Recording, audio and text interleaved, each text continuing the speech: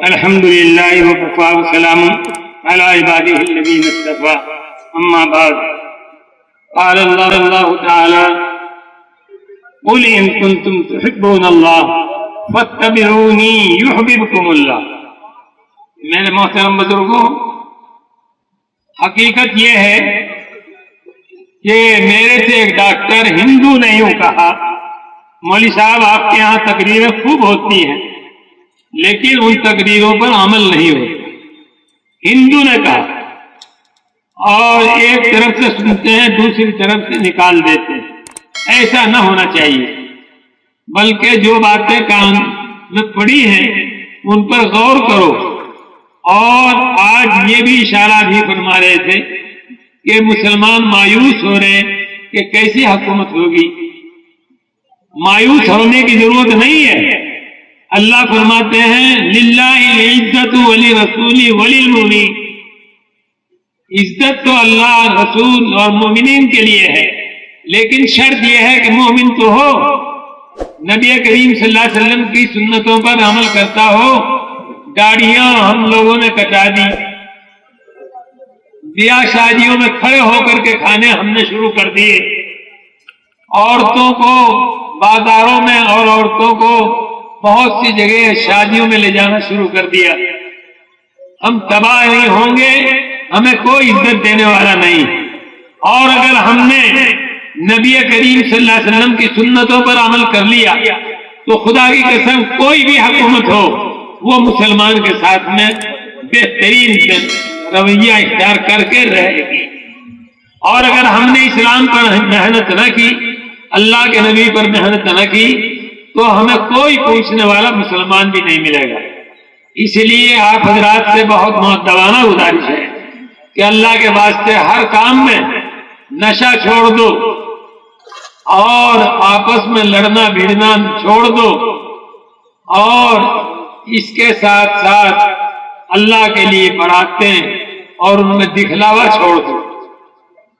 ایک واقعہ ہی میں بار بار سناتا ہوں، ایک ایسے کا سنا کر کے بات ختم کر رہا ہوں. جمعیت کی وجہ سے مجھے آفیسروں سے ملنا پڑتا ہے.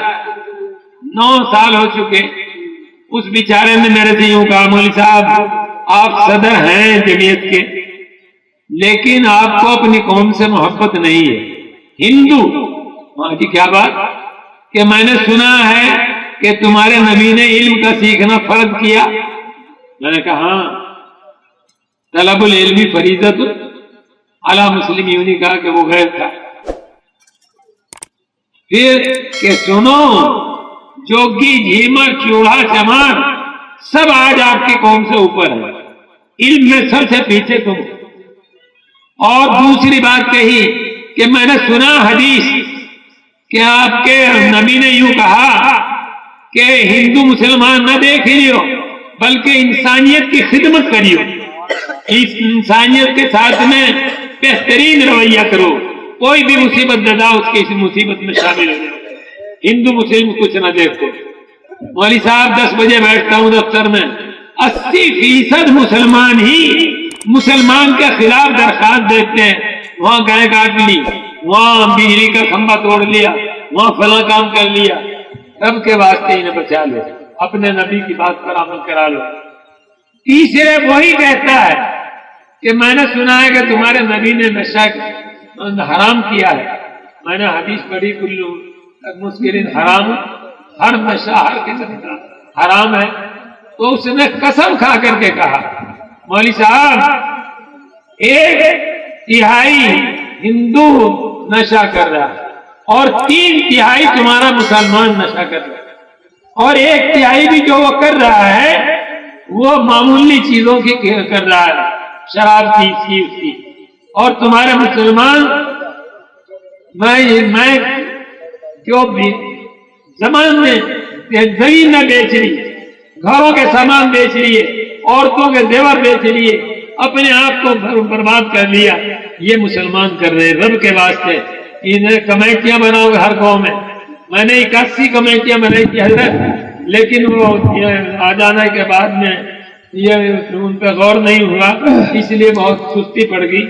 میری سب سے گزارش ہے ہر آدمی اپنے گاؤں میں جا کر کے کمیٹیاں بنواوے, نشہ چھڑواوے اور یہ مقدمہ بازیاں چھڑواوے, اور شادیوں میں دکھلاوا چھوڑ دو اور نبی کریم صلی اللہ علیہ وسلم کی سنتوں پر عمل کر لو. اور یہ دارالعلوم دیوبند سے آئے ہیں یا مولانا عاطف صاحب, اس لیے یہ بات سمجھانے کے لیے کہ ہر جگہ مکتب ہونے چاہیے, اور مکتبوں کا نصاب جمعیت نے متعین کیا ہر مدرسے کا. یہاں بھی انشاءاللہ وہ نظام چلے گا, اس سے بہترین کام ہوگا. ہمارے میں اطمینان دلاتا ہوں مولانا کو کہ ہمارے بزرگ انشاءاللہ ان پر عمل کراوے.